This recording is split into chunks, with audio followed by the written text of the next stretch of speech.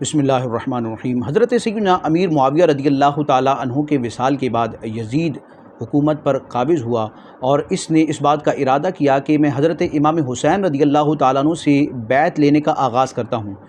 کہ امام حسین رضی اللہ تعالیٰ عنہ جب بیعت کر لیں گے تو دیگر افراد کو بھی رغبت ہوگی، ترغیب ملے گی اور میرے حاکم اور خلیفہ ہونے پر کسی کو اعتراض نہیں ہوگا۔ لہٰذا اس یزید نے کیا کیا کہ مدینہ شہر کا جو عامل تھا اس کو حضرت امام حسین رضی اللہ تعالیٰ عنہ کی طرف بھیجا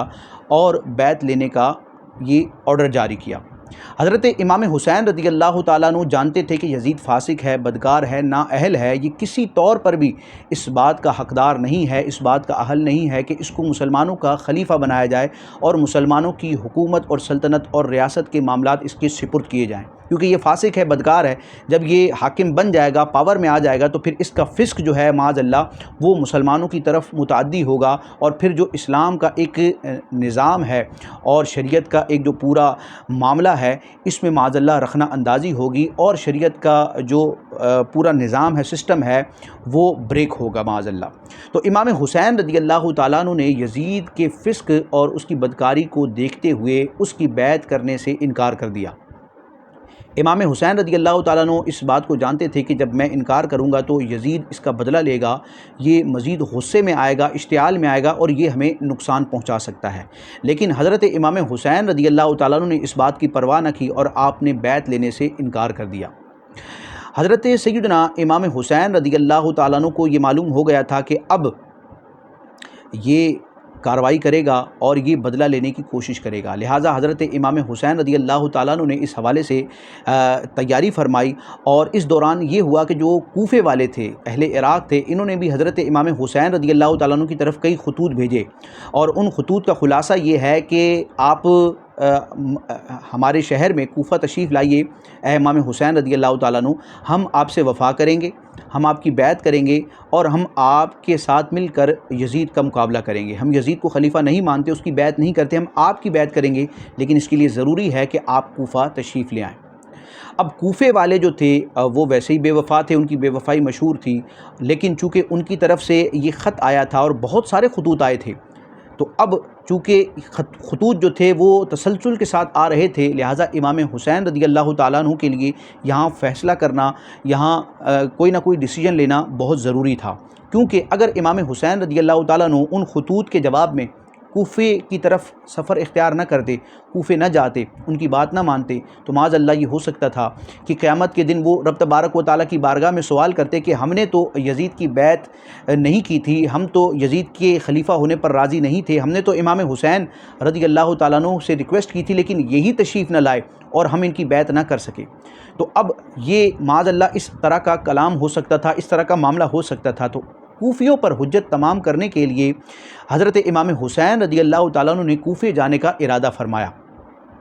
کیونکہ اگر کوفے آپ نہیں جاتے، آپ ان کی بات نہیں مانتے، تو معاذ اللہ اس کا مطلب یہ بنتا ہے کہ جو کوفی ہیں، جو وہاں کے مسلمان ہیں، ان کو معاذ اللہ ایک ظالم بادشاہ کے سپرد کیا جا رہا ہے اور پھر وہ ان کو اس حساب سے چلائے گا۔ تو حضرت امام حسین رضی اللہ تعالیٰ عنہ نے کوفے جانے کا ارادہ فرمایا، تو صحابہ کرام میں سے کئی افراد نے حضرت امام حسین رضی اللہ تعالیٰ عنہ کو منع کیا کہ کوفے والے بے وفا ہیں اور یہ معاذ اللہ آپ کو نقصان پہنچا سکتے ہیں، تو آپ اس طرح کوفے نہ جائیں۔ حضرت عبداللہ ابن عباس ہیں، حضرت عبداللہ ابن عمر ہیں، حضرت جابر ہیں اور کئی صحابہ کرام نے آپ کو اس سے روکا۔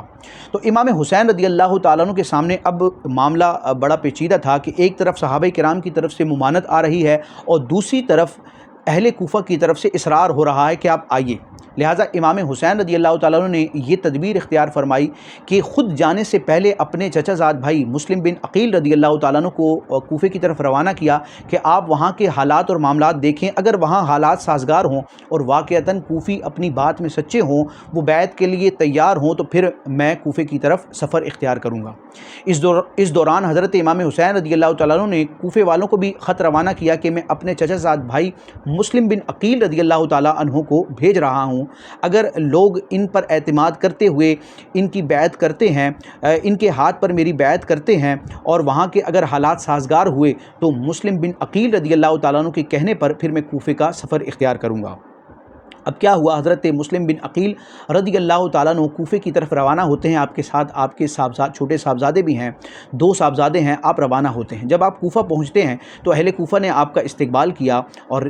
بعض روایات کے مطابق 12,000 سے زیادہ افراد نے حضرت مسلم بن عقیل رضی اللہ تعالیٰ عنہ کے ہاتھ پر امام حسین رضی اللہ تعالیٰ عنہ کی بیعت کی اور بھرپور اعتماد دلایا۔ جب وہاں کے معاملات حضرت مسلم بن عقیل رضی اللہ تعالیٰ عنہ نے دیکھے تو حضرت امام حسین رضی اللہ تعالیٰ عنہ کو خط روانہ کیا کہ یہاں حالات سازگار ہیں اور لوگ بیعت کے لیے تیار بھی ہیں، لہٰذا آپ کوفے تشریف لے آئیں۔ حضرت مسلم بن عقیل رضی اللہ تعالیٰ عنہ نے خط روانہ کیا، اتنے میں کسی نے یزید تک یہ اطلاع پہنچا دی، اس کو یہ خبر دے دی کہ مسلم بن عقیل حضرت امام حسین رضی اللہ تعالیٰ عنہ کے نمائندے بن کر کوفے آئے ہیں، اور کوفے والے ان سے بیعت کرنے پر راضی ہوئے ہیں، تیار ہوئے ہیں، اور ایسا نہ ہو کہ یہ تمہارے خلاف ایک محاذ تیار ہو جائے۔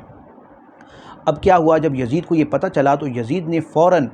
کوفے کے گورنر کو معزول کیا۔ اس وقت کوفے کے گورنر اور والی نبی کریم علیہ السلام کے صحابی حضرت سیدنا نعمان بن بشیر رضی اللہ تعالیٰ عنہ تھے، ان کو معزول کیا، اور حضرت نعمان بن بشیر رضی اللہ تعالیٰ عنہ کے بدلے ان کی جگہ ابن زیاد، عبید اللہ ابن زیاد کو مقرر کیا۔ یہ بصرے کا والی تھا، اس کو کہا کہ تم کوفے کی طرف روانہ ہو اور جیسا میں کہوں ویسا کرتے جاؤ۔